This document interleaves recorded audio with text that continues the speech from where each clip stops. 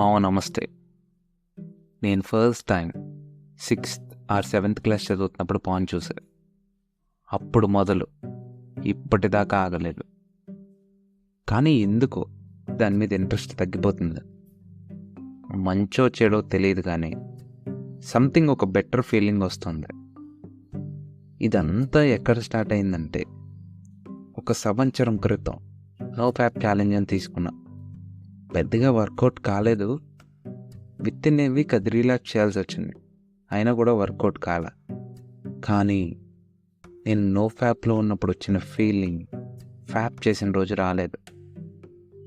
Observe చేస్తే ఉత్తేజమో ఉత్సాహమో తెలియదు, కానీ ఇప్పటిదాకా పొందనిదేదో పొందుతున్న భావన.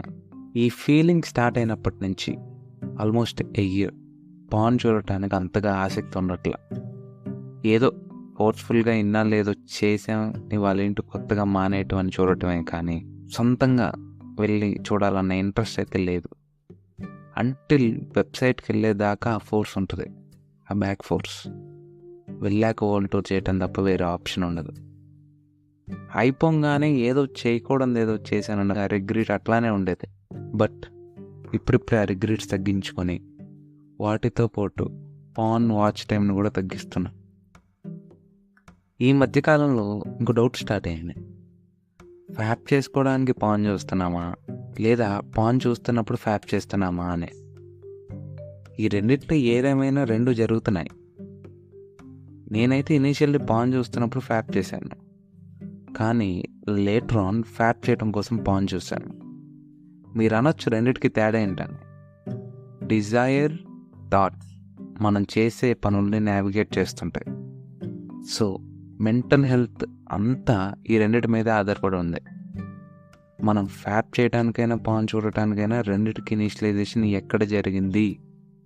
అది మన ఆలోచనలోనా, లేదా మన కోరికల్లోనా?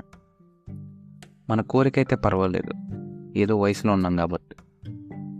మన ఆలోచనలో ఉన్న కొంతవరకు పర్వాలేదు, కానీ చేసే ప్రతి పనిలో అదే రిఫ్లెక్ట్ అవుతే మాత్రం అది డేంజర్ కాకుండా ఎలా ఉంటుంది? ఒకవేళ కాదని నిన్ను ఒప్పించుకోవటానికి నువ్వు ప్రయత్నించినా నీ లోపల ఉన్నవాడు చెప్తాడు నిన్ను నువ్వు నమ్ముకోవడానికి చేస్తున్న ప్రయత్నం నిజం కాదని.